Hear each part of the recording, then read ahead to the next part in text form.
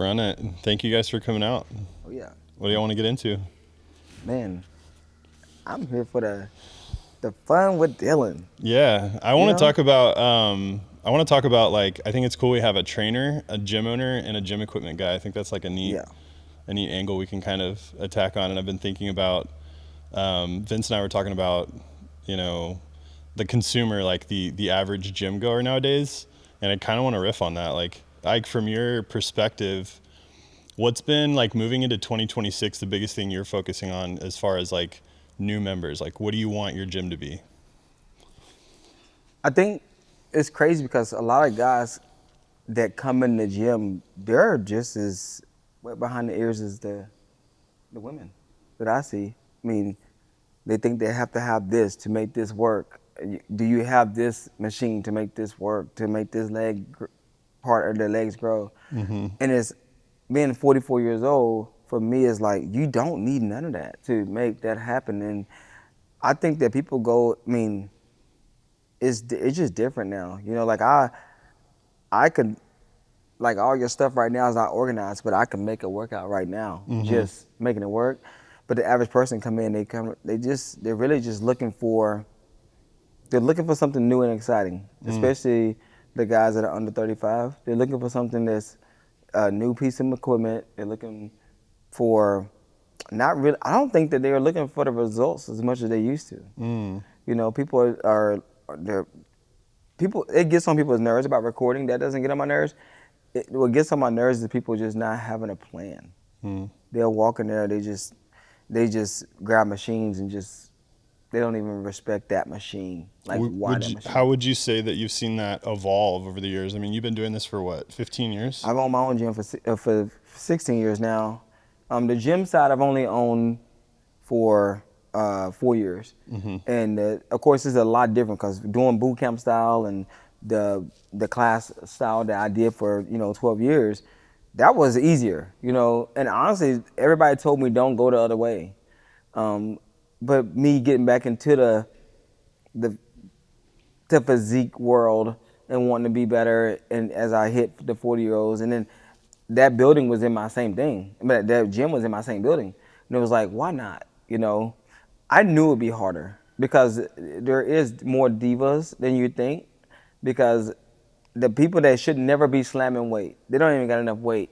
Like, it drives me nuts. Like, watching people slam, they'll do like 4 good deadlifts, good ones, with 4 or 5. The last one they drop it like it's, you know what I mean? And so that for me going to like a boutique type thing, it's taking me this is my going to be my 5th year. It's taking me this long to like get past the fact of somebody doing one arm dumbbell row 150, releasing it, and it's like, why did you just did 10 reps, like, or doing 10 reps with 100s, boom, and I'm like, why?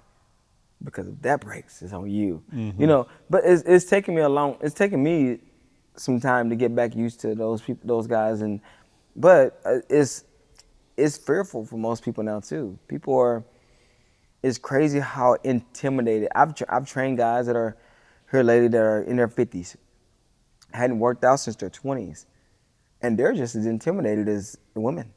They just with the weights, with like selectivized stuff. They're like, how do we use this? You that right there. I'm like, dude, it's crazy. Like, there it has been some evolve, but the guys that are like 40 to 50 years old, they're really behind the wave.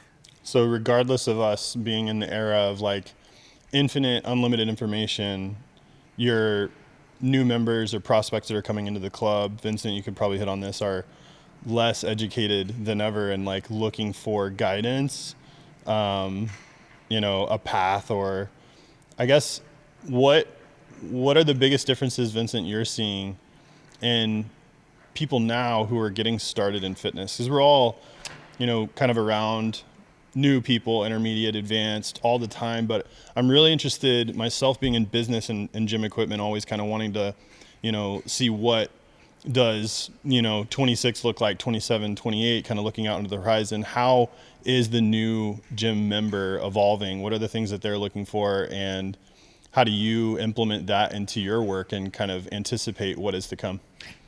What I see is that inevitably people do get a bachelor's degree in TikTok and Instagram reels first before they step into the gym.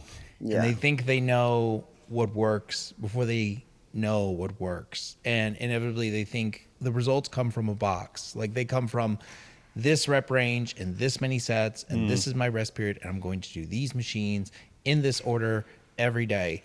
And as a professional, you say, no.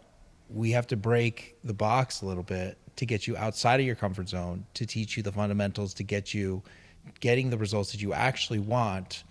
And it's going to be outside your rep range. It's going to be outside of what A, B, C, D influencer says, because I need to build the fundamentals with you.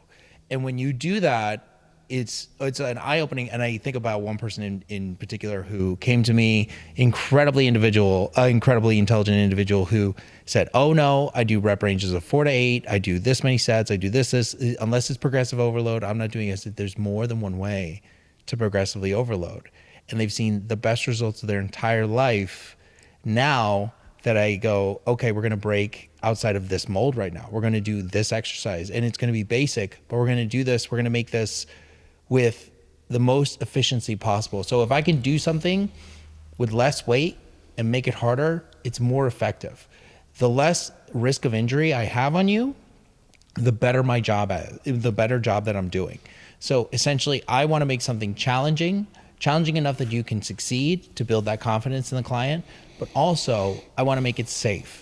So I'm doing progressive overload, whether it's reps, whether it's slowing down the tempo, whether it's technique, whether it's adding a set, to build their confidence, to build their physique, mentally and physically. But also I'm teaching the fundamentals of like, this is how we get it done through effort and through efficiency, without recklessly deadlifting 405 for 4 with dog shit form.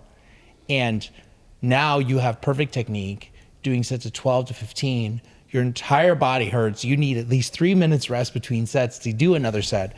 But I know when you step out of that gym that you gave it all you had. So how is that evolving though? Like I'm really curious about, we've seen social media do like such crazy things to really everyone in a lot of different ways, but like particularly sort of like you're saying, like almost brainwash or disinform people about whatever it is that they're watching. How have you seen over the last 5 to 10 years the evolution of people's sort of basic fundamental understanding of fitness? And do you think it's going in the right direction as we get more access to information and AI, or do you think it's going the wrong direction? You go ahead. Oh, well, I think it's two sides. It depends on the individual. Mm-hmm. And I have to say this on a daily basis. Like they'll look at their favorite influencer and they'll be like, well, this is my goal. I go, no. Some people are just born better. Some people are just born looking a certain way and they just started lifting haphazardly or half-assed, and they're just going to look that way the rest of their lives. Mm-hmm. And we all know those people. We all grew up with the kids in high school who had a six-pack eating cheeseburgers every day. That wasn't the majority of us. And the majority of us have to watch our nutrition. The majority of us have to do this, have to do that, have to do the fundamentals. And I would argue if those people did the fundamentals, they would be that much better.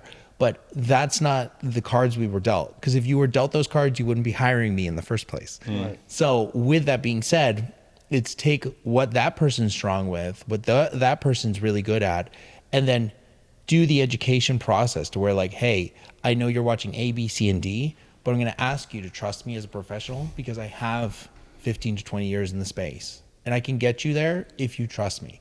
And really is the buy-in, right? You have to be able to buy into who it is you're hiring. So I think it takes trust in what it is that you're purchasing. And here's the thing is like the individual who either is influenced by the influencer or is influenced by education. And that's like the two ends of the spectrum. There's people who are searching for information, like good, unbiased information. And then there's people who just search for the image. And the thing is that the majority of people are just looking for the image. Mm-hmm. And that's the hard part. The hard part is when you get people who just send you photos like, this is my goal. And I go, you woke up this morning and you weren't born that person. So you're never going to look like that person. Mm-hmm. Right. I mean, for me, I always laugh because everybody see me work out at my gym and they know I'm the owner. and somebody will come and go, well, like I want to, man, one day I want to look like you. And if somebody's serious when they say that, I'll serious and tell them you can't. And they're like, well, oh man, what do you mean? I'm like, well, you're not going to put the effort in. You're not going to have the discipline. You're just not going to do it. Like this is not just waking up. This is not just eating good. It's not just going to the gym 3 days a week. And the thing is, like, for me is, I'm a firm believer that everybody trains different. Everybody's gonna, like, I have people come and tell me, why are you doing cardio before you work out? I'm like, because it's the hardest thing. I'm gonna get it out the way. I've maintained the body fat I wanted, the look I wanted, even is sharpening up month after month, year after year, because you do the hard thing first. Just get it done. Now, I would, if I miss my cardio, for me personally, if I miss my cardio, I'm the type of person to be like, all right, that sucks for me right now, where I'm at my age. But at the end of the day, it's like some guys, they come in there and they don't realize that everybody trains different. Some people like the 4 to 8. Some people I like 12 to 15, sometimes 20.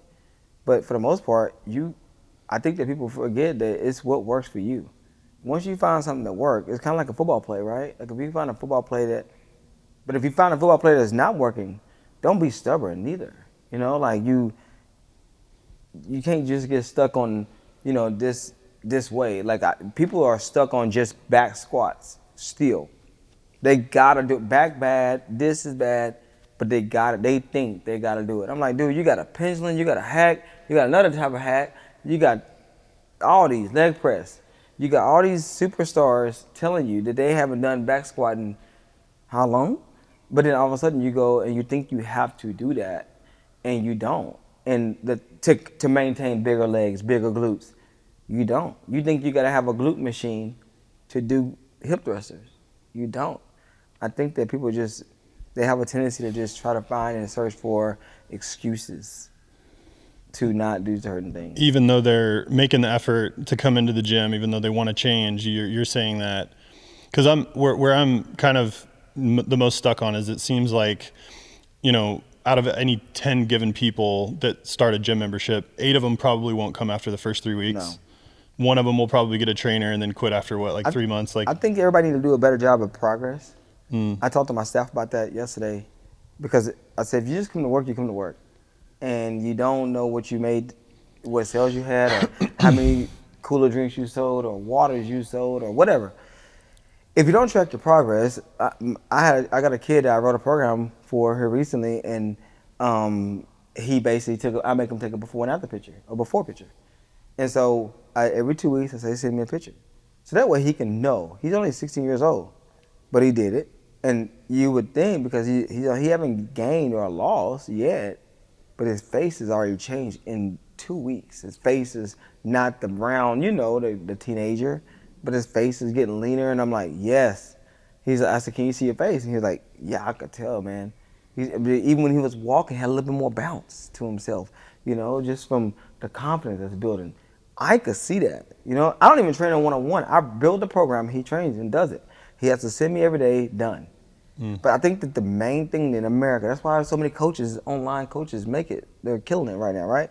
But for gyms, I think you got to figure out a way to have to monitor progress, because most people come off in there. Are you doing the correct pull up? I don't know. Are you? Look at your progress. Take a video of it. I showed some ladies the other day on how to do a proper pull up, and next thing I know, I got women. Hey, can you show me how to do a pull up? Had grown men. Hey, bro, I've never done a pull up. I want to know what, because you say what muscle groups to work.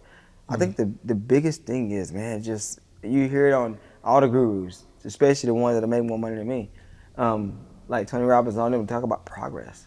I think that people just don't track that, what works. So people have what they want whenever they come into a gym, and then they have what they need. And right. It sounds like y'all's job is to kind of educate them on what they need versus what they want. I do a lot of the same. People come in and they say, hey, well, I want a treadmill, and I want, a functional trainer, and I want a leg extension, leg curl. There's kind of the what the customer want, being y'all's clients or your gym members, right, as well as mine. versus like, you know what they need. Where's the happy medium in between? Because ultimately retention matters more than anything. For you, it's gym members staying at your gym. And then for you, it's your clients. Like, where do you meet in the middle to keep someone engaged, and kind of walk me through that process? You build confidence. You build the confidence. So you create goals that are hard enough that they're a challenge for them, right? They're like on a spectrum of 1 to 10, they're about an 8 to 9 for them, but they're achievable. And every time they hit that goal, you build trust and you build confidence. And there's only one way to build confidence, which is with positive reinforcement, with victory. And so you have to have goals for them that are a little lofty, and short-term and long-term goals. And this is something I do for everybody I work with, is like, what's the goal this week? What's the goal this week? Is the goal this week half a pound? Is the goal this week 2 pounds? Is the goal this week for you to just hit every single metric that I have on there, cardio, steps, and workouts? And it's part of the reason why I went from all online to in person, was like, people would send me their training videos. I started getting more, I wanted to be more hands-on, so I had people start sending me pictures of their food, because people say they eat one thing and then I want to see it. Or people will say they trained one way and then I want to see it. And when I started seeing training videos, I was like, oh no. I need to adjust you. It would only take me 30 seconds, but you can bring so much more to the table than you believe. And that was the thing I saw the disconnect in, was that people have so much more in the tank than they are willing to give themselves, either because they were afraid, or they didn't believe in themselves, or they just lacked the confidence. So I think, like you said, is just having those goals, hitting those short-term and long-term metrics, but also is like building the confidence in people. Is like, when you start seeing victories, like, it's addictive. It's a snowball effect. And when people start having those small victories with themselves, they're not going to not go to the gym anymore. I have a feeling, for me, I've never seen so many people in this day and time, where people, something that's be a victory for them is just showing up to the gym.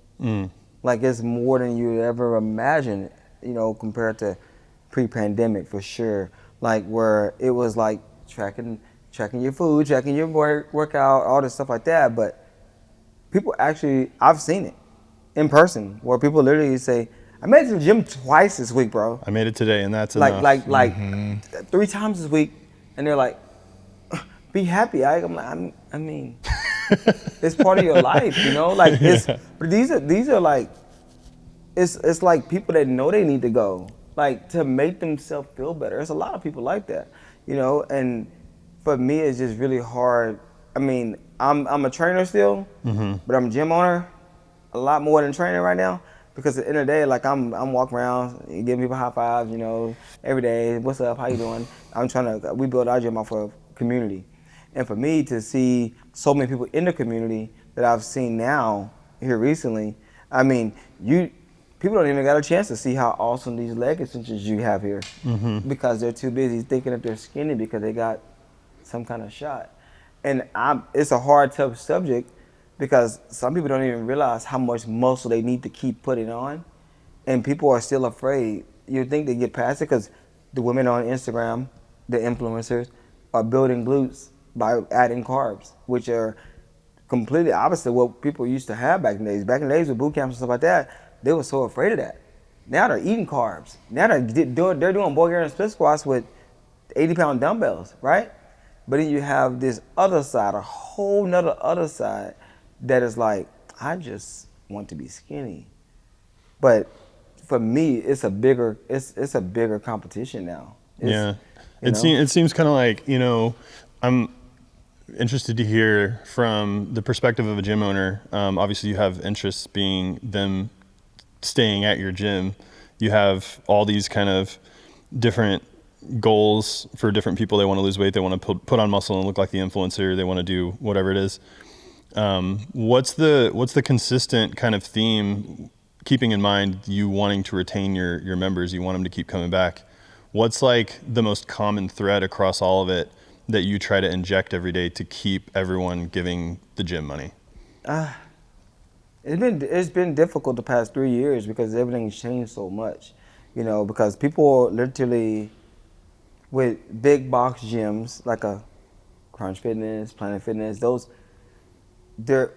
people are not looking for value. No matter how awesome this is, these pieces of equipment that we get, it's not like it used to be. Like for someone like me and you that live, we're like, man, dude, this pendulum squat is off the chain. Mm-hmm. Most people are saying, but if I literally had some guy say that he wouldn't renew unless we was $10 a month, I'm like, well, that's not gonna pay for that. You know that I can't. Yeah. That's not the type of facility we have. Right. So retention, I had to literally go. Now, 2 years ago, I'd have been like, no, please don't leave. Let me give you 3 months of free. You get the same price, but 3 months of free. Now it's like, nah, bro, like this is more value, and so it's an equal. You know, like there's some people that also go, bro, the reason why I'm driving here from Killeen, Texas, which is 30 minutes, is because this equipment is working. It's not the equipment you can just get anywhere. It's clean, and they pay for value. So retention it's kind of like it can go here for a moment, but then it gets here because also it's not crowded or stuff like that. So I'm having to play like a devil's advocate on that stuff too. So it's people don't even look at it. If somebody just a regular gym guy come in my gym, they love it, but they're just looking for like a steak, right? If they go to a restaurant, they want a good steak. Like we love good steaks. If we go eat a steak, we're like, probably not gonna get that again because it wasn't that good. And I'd rather go here once a week or whatever because it's quality. It costs me a little bit more, but it's quality. But people now have chosen to choose what they want to spend their money on. You know, like they'll spend money on cheaper. Don't go because they're not recognized if they don't go. But at our place, where you been? How you doing? Why haven't you been here lately? Man, what's going on? How you doing? Yeah. You know, so as a retention wise, it's been, you know, because everybody in America is struggling financially to try to keep up with the world. And so I understand that. I do understand it. But the simple fact is like, you can't defeat the fact that people also are spending $1,400 on other stuff too. You know, and so for me, just to be clear, we're talking about the peptides, right, or the fat shot. Yeah, the fat shot. Okay. Yeah, I'm that guy's like I tell them. I'm not telling you not to do it, but I'm saying that you need to be. It's a proven fact. You still have to put on muscle. You still have to do muscle training. Or I have people walk up to me and go, "I lost all this weight now," and they'll do their legs like this, and their whole. I mean, it's not even just skin. It's like everything moves, and they know it. And they're like, I mean, they're poking fun at me as a gym owner at events. They're like, I didn't have to go to the gym. I lost 60 pounds, and I'm like, my doctor gave me this medicine. Okay, good job. Okay, what did you learn from that? Let's pull on that thread a little bit, Vincent. Like, what is? I want to know your thoughts about that. Yeah, what does the landscape of fitness as a whole, you know, coaching, whether that's online or in person, you know, gym memberships, what does that look like with the introduction of these GLP drugs and the evolution of that? Here's the thing. It's like the dawn of those drugs being mainstream right now, and everybody's enjoying the Goldilocks zone, which is, this has no big side effects. Like I'm getting the results I want. And like you said, like the two demographics, like the people that want to be strong and healthy and are educating themselves, and the people that just want to be skinny. And I see a lot of the crowd that wants to be just skinny doesn't feel like they're good enough to go to the gym. That's like the hard fact. They feel like they have to look like A, B, C, D to go to the gym. So they take these drugs and they just stop eating. Okay. And that's the majority of people that I see who start these drugs is they just stop eating. They just take enough to where they don't feel it. And I go, listen, and I've talked to enough educated people to know this. This works on the pituitary gland because GLP-1 is a natural hormone. Your body produces a bioidentical hormone. And your body produces a little bit of it when you eat enough to tell you to stop eating. And if you're taking this artificially for a long period of time, and then when you come off, your brain can't produce that hormone for a long period of time. It takes like about 5 weeks for your pituitary gland to fire back up to tell you when you're satiated. And I get so many people that cannot change their diet and their lifestyle with these drugs because when you slow down your gastric emptying, the digestion of fats becomes like abysmal. When you eat a high fat meal with one of these, or if you eat an off-plan meal, like let's say you have pizza on these drugs, you get an upset stomach. If you don't change your diet with these drugs, you get an upset stomach. You see a lot of people coming in with pancreatitis, with upset stomach, with all these issues, right? Because they can't change their lifestyle around the medication. The medication is made to be taken with a lifestyle change. But if you're taking the drug to compensate for your lifestyle, that's where you see issues. And that's where you actually will see a resurgence in people going back to the fitness industry, going back to the gyms, is because what happens is when you just starve yourself, and we all know this, is you just lose lean mass. And that's what they've seen is the drugs don't make you lose lean mass. Your inability to lift and eat enough protein makes you don't have lose enough energy. mass. Yeah, there's no stimulus. I don't actually, now I think about it, it's like, it's not like I'll have some people that been working out, doing boot camps or doing workouts, and then they're like, you know what? I can't get this baby weight off. I'm gonna go take it for a little bit, right? They go do it. Some, it's very few. But for the most part, the thing that bothers me is that people literally they stop. I haven't seen them in a while, and now they don't stop taking. All they do is take this, and they can't even get enough energy to want to even get back in there, to even want to even enjoy the feeling of the pump of the muscle, the sweat of something. They can't. They don't have enough energy. You know, they're not eating. Well, and so you can't. I just feel like you can't take something like that. It's no different from. It's even worse than taking Excedrin back in the days. Like the ephedra, when they had Excedrin and they had ephedra in it. When I was in college, people were taking that before a Peloton meet. With a grapefruit. Yeah. Yeah. You know, and now it's like, but they can get off of that. They still good, but whatever. But this right here, it's like, dude, you get on this, like, and it's not. We don't want to, as trainers, sound like haters, or gym owners sound like haters. It's a tool. It and is. What I find is the majority of people who hire me are using this in conjunction, but understand they don't want to lose muscle mass. They don't want to be weak, right? They don't want to lose strength. So they take small doses of this to manage their diabetes, to manage, chronic disease, but they understand that they have to change their lifestyle because they already had the side effects. And the people that come to me have had the pancreatitis, have had the side effects, have had the upset stomach, have had osteoporosis, and they come to me because they're like, I need muscle mass. I need to be strong and healthy if I'm going to do this properly. Not just not eating is not the solution. Obviously, it's a tool because we have metabolic disease all over this country, obesity and whatnot, diabetes and all those things. And this is a great tool for that. However, it's just a tool in the toolbox. It's not the main solution. And the main solution is going to be lifestyle paired with the drug. Do you think that drugs like GLP or GLP even are going to become a part of almost like a supplemental stack at some point? And I think it already is. I think it is. I think that, like, what percentage of people are you seeing that are actually taking this? I'd say 30 to 40. Really? It used to be a whisper. Holy now it's not a shit. whisper. It's 30 to You 40. walk through my gym and they're like, hey, I just took my first dose of peptides. Really? Which one? That's I crazy. took this one. They started naming the numbers. I'm like, Yeah. okay. And then it's no different from the other one too. Yeah. It's just a part of it is. Like now on social media, I'm sure it'll pop up on our deal. It shows gym memberships, like kind of like crickets, like all of us sitting here right now, right? And then you got like the GLP is in the same building, owned by the same person. Because they now are like, you know what? How about we make this little room right here full of like a couple doctors, and they got like a line of people. They're saying like they'll get 200 people come and pay $1,400 to come get these shots, rather than come pay for a regular gym membership, put a little bit of effort into it. And you wouldn't believe how many people. Now, I've had people call me and say, Ike, would you be interested in doing it?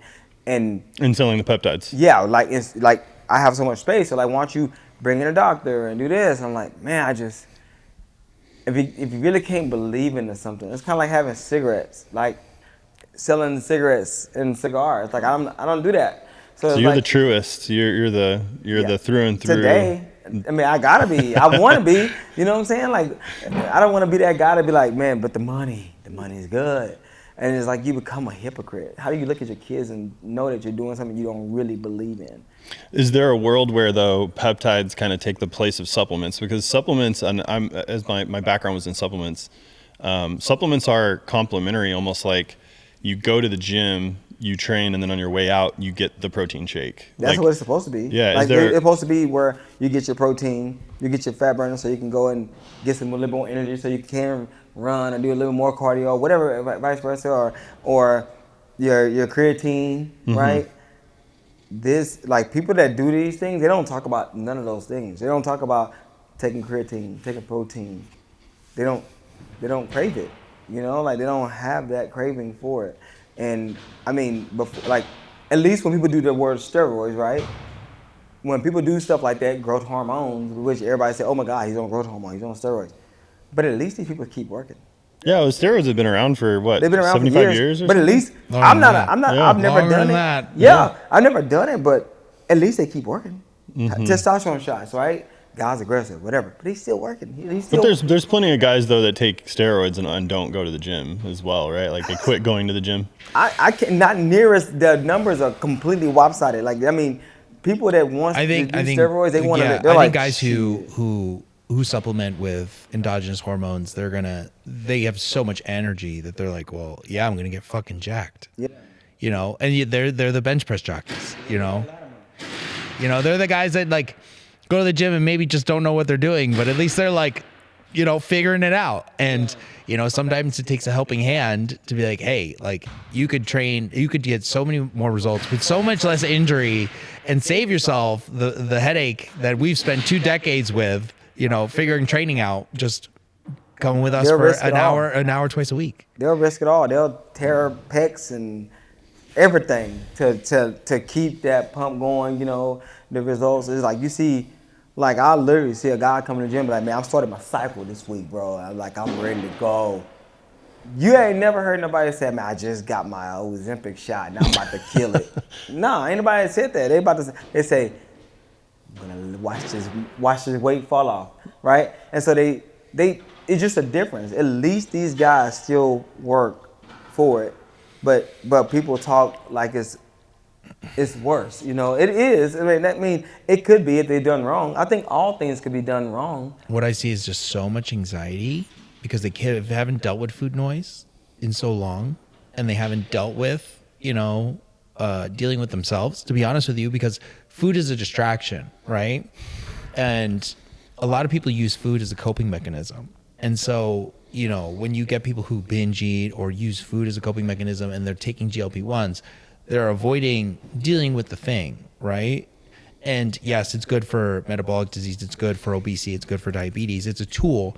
However, you haven't learned how to deal with your own self, and to a degree. And so when they come off the drug, it becomes a haywire effect. And what you see is that people gain the weight and then some, because not only are they eating like they used to cope with themselves, but now they have less muscle mass than they did prior because they didn't do any kind of activity in any way, shape, or form, and they relied on the shot. So they're forced to stay on long term, realistically, as like the only long term solution. I think the word, like we used at the very beginning, progress, right? If people actually took those shots, right, and they got on an in-body, they'll be shocked on how much muscle they lose.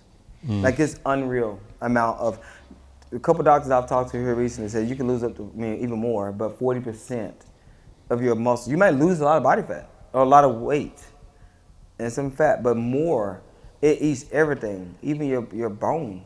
Like, can you combat that with other hormones, Vincent? Yeah, you can just go to the gym and it would combat that. Right. You can just lift weights. But without the gym, can you combat that with other? Well, they have it's called Geverschmont coming out. It's like $1 million right now to combat that with Ozempic.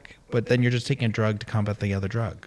Yeah. You know what I'm saying? Like, so like lab rat status. Yeah. So at the end of the day, like you could just use it as what it's intended for, which is to help you rebuild a lifestyle, which is to as an adjunct to a lifestyle change. Because at the end of the day, a lifestyle change is going to be number one, like a 10-minute walk after meals, strength training 2 to 3 times a week, nothing incredibly vigorous. You don't have to go to failure on everything, but just like doing the basics, right? Doing the bare minimum.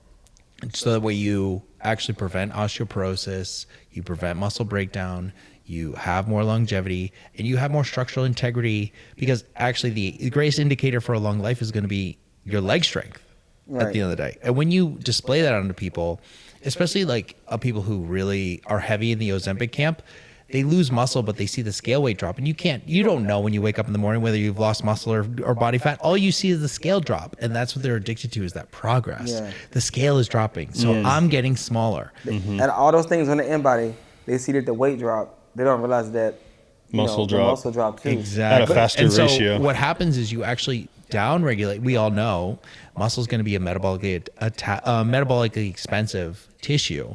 And for every pound of muscle mass you lose, that metabolism downregulates. There's metabolic adaptation. The less you eat, the less you can eat. We all know this. And so when you get to a point where your metabolism is adapted to 900, 500 calories, if that, because I have seen that, you're losing muscle mass, but the scale is dropping. You're 115 like you wanted to be. You're not chronically diseased anymore, but now you're at risk for pancreatitis and osteoporosis as a result. So the peptide kind of revolution, this big wave that's coming in peptides, and I think it's going to get 10x the size that it is now. Is that, the question is that a net positive or a net negative to fitness as a whole, being like there are more eyeballs, there's more interest in losing weight, being like, however many overweight people there are, right, in the world, there's a shitload. Way more than the guy wanting to gain muscle. I think there's so many. I mean, we got Waterberg everywhere, right? So there's gonna be people that's overweight. We don't call them another word. So at the end of the day, like, those people gonna keep. For years, we've said the U.S. is pretty overweight, obese, right? And it has been, but compared to what it's been right now, man, like, they're sacrificing it all, right? You hear about people saying they're sacrificing it all to do whatever. They are. And for me, being African American, all I heard about was people not wanting to be on diabetic medicine. That's everybody wanting to get off the medicine. Oh my God, I'm off all my diabetes medicine, all my high blood pressure medicine, right? That's all you hear. They're taking a diabetic medicine for the most part. They're taking this people have worked their butt off in the greater part of their life so they don't have to take medicine, poking themselves in the stomach. We used to see people, you just see them poking themselves, and you're like, oh man, gosh. Now they're like, hey, watch it fall off, girl. Watch it fall off. You know what I mean? And so it's different now. It's like, that was part of my sales pitch back in the days. I'm off all my medicine now. Now they're taking medicine, and they don't, it's almost like they don't need the longevity. Like, when you even explain, like, the longevity, like, it feels like somebody doing Ozempic, you're not doing high rocks. You're not going to do those things that are like the endorphin filling things like that we thrive as people. Well, you got to remember, Can you steelman the case for Ozempic and GLPs, Vincent? Can you play devil's advocate here? And I think again, it's going to be a tool. I think, well, like you were saying, the energy availability. When you slow down gastric emptying, you're slowing down glycogen synthesis. When you slow down glycogen synthesis, you don't have as much energy in the tank. That's why the number one thing you hear from people in the gym who start these is, oh, I don't get a pump anymore. I said, yeah, there's a slowing of gastric emptying. You don't have the glycogen synthesis as you did. Just like if you take people who have been on these and then they, eat whatever for a day, they have a weekday where they eat, a Domino's pizza or what have you. They're sick for a day and a half because there's that slowing gastric emptying. So there's the devil's advocate. Now, here's the thing.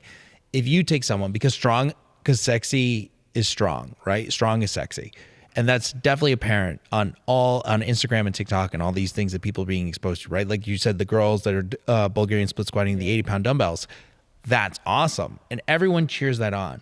And no one's going to take that away. Strong is still sexy, even men and women. So these are going to be, I think, become a tool for those that are metabolically unhealthy, right? Let's say I'm 100 pounds overweight or 150 pounds overweight, but I want this. I want to be a different person. This is going to help you build that lifestyle, get in those healthy habits, and you don't have that food noise that you did prior telling you, go to McDonald's, go to McDonald's, go to McDonald's, that you did prior. And then you can build that habit with a good trainer. You get into the rhythm, right? I always joke that, you know, half the guys that are into fitness are slightly autistic because they can eat the same thing at the same time every day. And everybody, they all do. And so it's funny, you almost get into this routine, and because people love habits, they love routines. You get into that routine, you get into lifting, you're seeing progress, and you're losing the weight you want to. And this is a tool that's helped you get there without all of those cravings. Now, obviously, at some point, you have to come off it. But now you have those habits in place that you can lean on. You have that diet in place. You have that training in place that you can lean on. You have people in your circle. And we all know when you go to a gym long enough, there's people you know, there's people you talk to, there's a support system. Every gym I've ever gone to, it's you meet new people and you get support and love from everybody because everybody's just there trying to be better, right? You don't get really, there's hardly any shade in a gym. If you allow the gyms to do what it's supposed to do, there's not a peptide or Ozempic that can beat that. Like a gym is supposed to have a sense of community where I talked about that on live the other day, like about how you, knowing that you got people waiting on you to come. Where's your accountability? My buddies texting me, hey, Ike, you coming today? I'm already here, I'm in the back, you know, or whatever.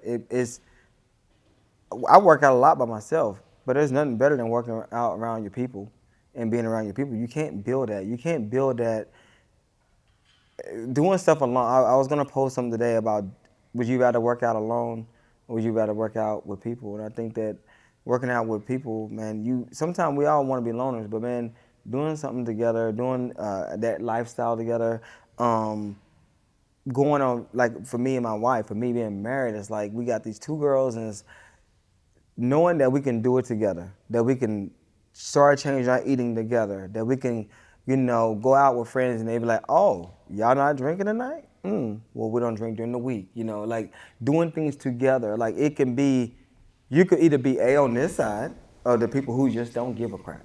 They're gonna eat whatever. I don't worry about that stuff. I'm just gonna die, basically. I'm gonna be unhealthy.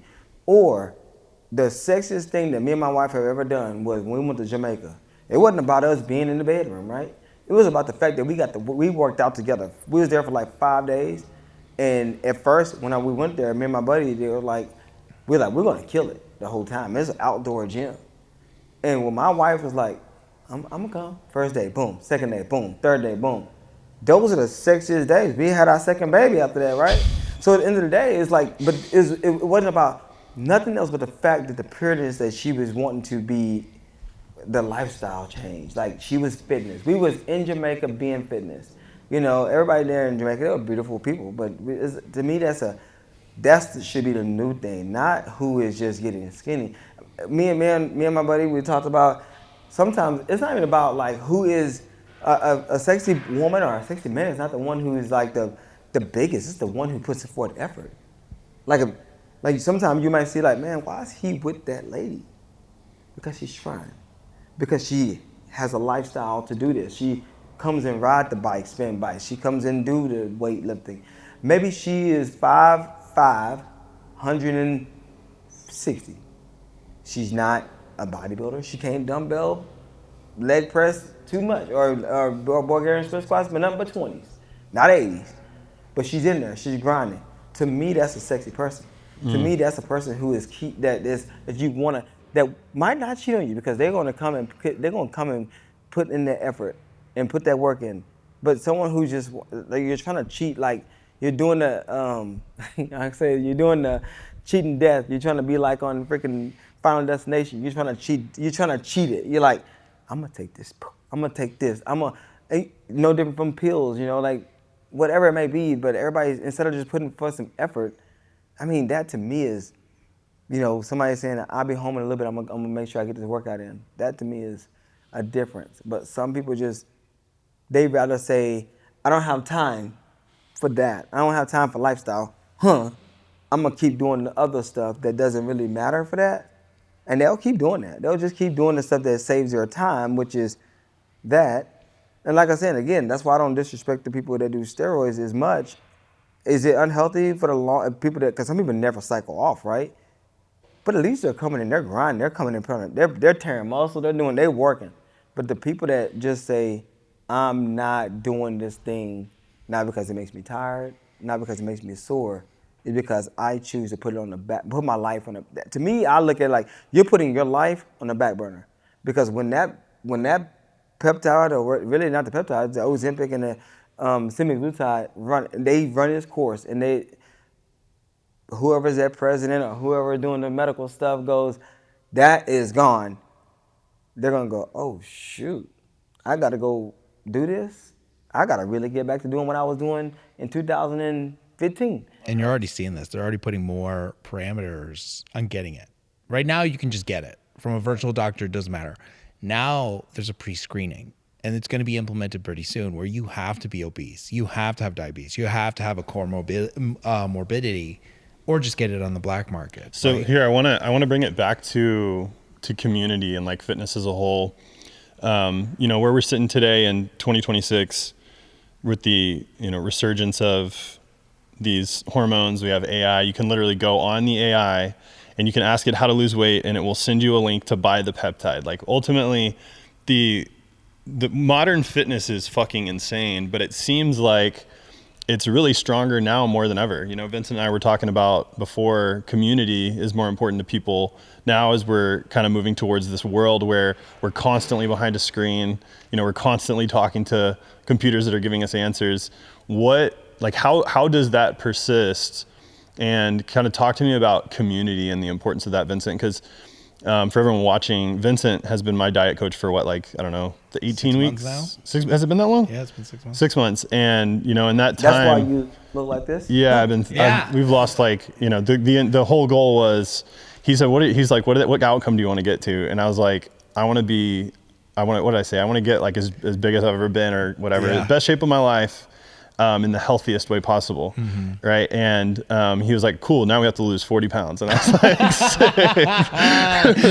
I did. That's exactly what I said. I was like, well, we're going to go. I was like, I want to be 260 lean. And he was like, awesome, we got to get to 220 first. So yeah, and I was like, you're going to take your blood pressure every day. Blood pressure, glucose. I want to see it. So I had like, you know, I was in great shape. There's, you know, entrepreneurship, had a baby, all of those reasons, all the things happened in life, right? And I had kind of gotten off track. But I had the AI. I had access to whatever drugs I wanted on the internet. I had all of those things, but really, ultimately, what led to this success that I've seen in the last few months was the community, was the accountability, right? Like, let's talk about that. I my used to favorite. think I had to be really nice with everyone. And no, when I am brutally honest with everyone, it is an insurance for me. So when I am brutally honest with you, when I'm brutally honest with people with where they're at, not to the point that it's deprecating, just to the point to where it's just enough tough love that they love it, that is my insurance. And people respond to that. People respond to honesty. I think people's bullshit filter is the best it's ever been. And I will tell you that. And as far as community goes, if you know that I can be honest with you and I know that you can be honest with me, there's more trust there. And so when I go to the gym in the evening when it's the most packed, because I love everybody there, because everybody there, it's a little community, everybody's honest with each other, everybody's supportive of each other.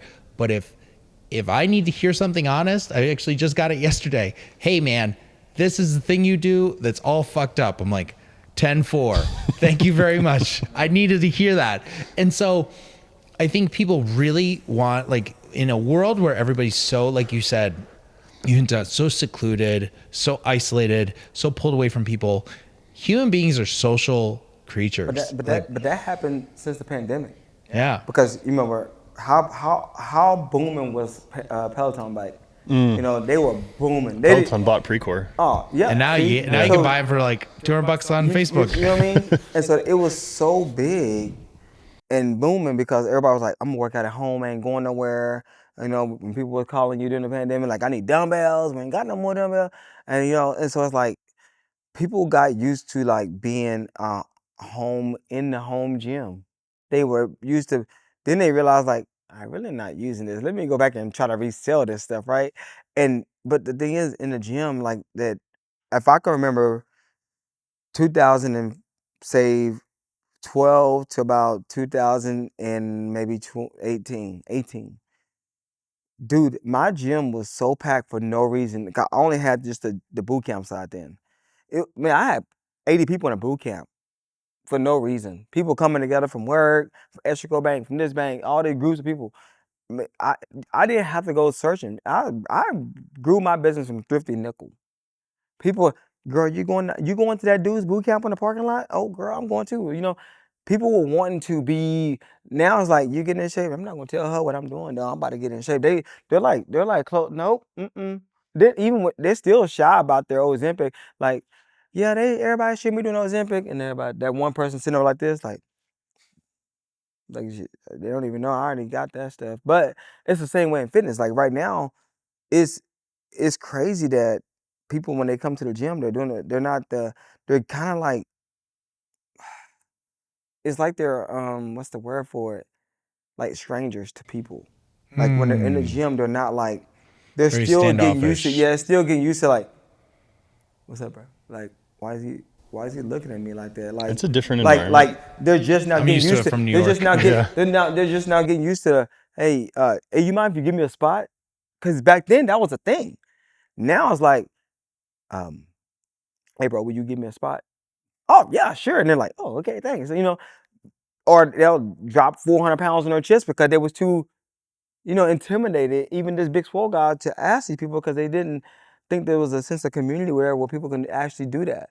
And it's no different from boot camps and stuff like that. Like, hey, girl, they're just now starting to say, I got your towel in my boot camp. Like, I got your towel.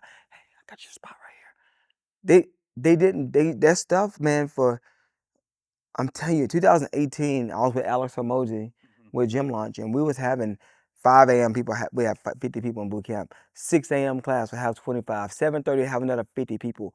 By the time it got to me in the evening at 4:45 and 5:45, dude, I was killing 50 plus people each class. Wipe off my head and go again. Now it's like, wait, that was actually work. That was actually effort. And I love my sister. I love my sister. But she said this other day. She get to go to this is my blood. Her name is Tina. Ike and Tina, man. I said, Tina, when you gonna start working out, baby? It's New Year. She said, I don't want to be around people. What do you mean? She said, I don't want to deal with people. I was like, girl, ain't nobody gonna talk to you. They don't even know you like that. They don't.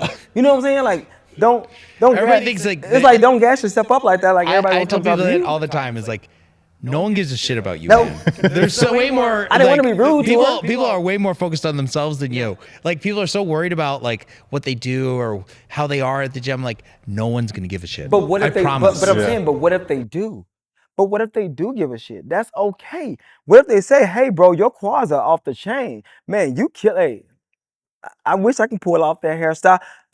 Boom, whatever. I see it more now this year than years prior. People breaking out. They're starting to, but like when my sister said that, I was like, bro, you get to go to the biggest gym in town for free.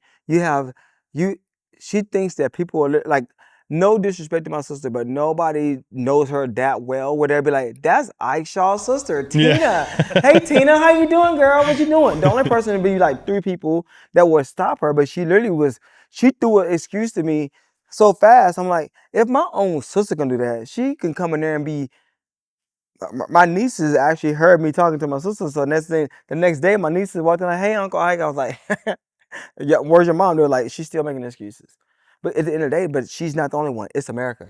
You gotta remember still though, there the doing people that. closest to you Oh, they are. are going to be the first deniers. And like, I can say this firsthand basis is my entire family's now a fitness family now, but they were not my first 10 years until I walked the walk for a very long time. And even now, I still have people, the closest people to me that still aren't bought in, and they see me do it every single day. And they're like, "You're still doing this?" I go, I'm gonna do it the rest of my life. Yeah. I will die doing this thing. I literally train with the mindset of like, how can I do this so that way I can continue doing this until I'm fucking 70. Yeah, at least you have some. I have not been able to get a single fitness family friend, but hey, I appreciate you guys coming in today. That was fun. Masterclass on Ozempic, Vincent, Ike. Yep. Thank you guys. Always. Yeah.